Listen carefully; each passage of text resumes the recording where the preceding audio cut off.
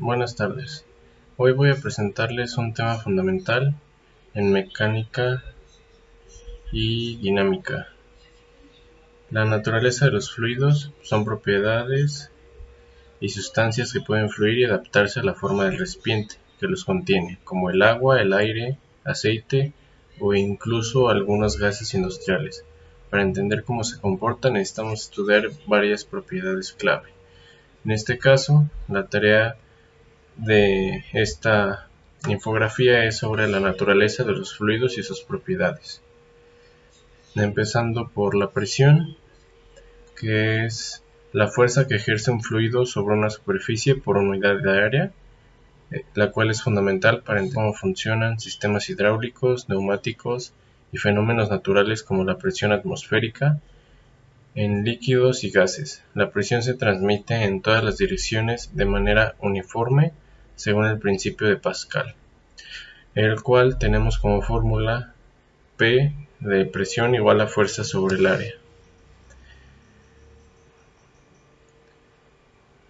Luego la densidad tenemos que indica la cantidad de masa que hay en un determinado volumen de fluido. Es clave para calcular flotabilidad, peso específico y comportamiento de fluidos en movimiento. Y tenemos su fórmula de P es igual a masa sobre volumen. La siguiente tema en la infografía es el peso específico, el cual es la fuerza por unidad de volumen, el cual se calcula multiplicando la densidad por la gravedad, y nos dice que es el peso de un fluido por unidad de volumen, que permite relacionar la densidad con la fuerza de gravedad y es muy usado en la ingeniería hidráulica y mecánica de fluidos.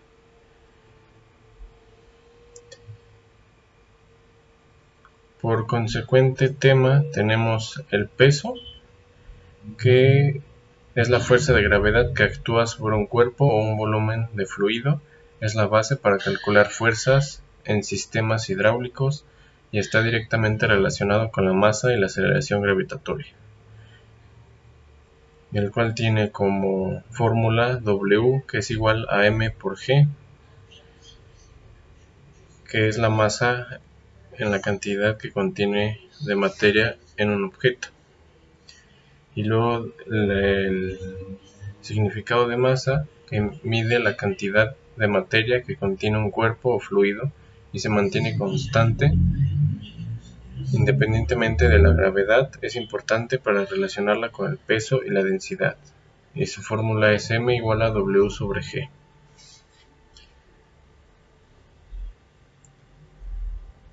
Ahora, la gravedad específica es la relación entre la densidad o peso específico de un fluido y la del agua.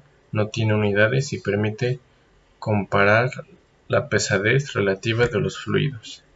La gravedad específica es igual a la densidad y al peso específico. El módulo volumétrico mide la resistencia de un fluido a cambios de volumen cuando se le aplica presión.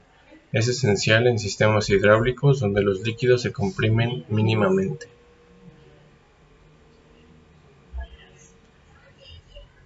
Como segunda infografía tenemos la temperatura, la cual afecta directamente muchas propiedades de los fluidos, como por ejemplo al aumentar la temperatura, la densidad y el peso específico generalmente disminuyen, y la viscosidad también cambia, lo que puede alterar el flujo de un líquido o gas. Además de que afecta la densidad y viscosidad de los fluidos, modificando su comportamiento en sistemas hidráulicos y mecánicos. La viscosidad dinámica mide la fricción interna de un fluido y se expresa en pascales. Y la viscosidad cinemática se calcula dividiendo la dinámica entre la densidad. Además de que mide la resistencia interna de un fluido al flujo de los líquidos más densos, fluye más lentamente. Es clave para bombas, tuberías y lubricación.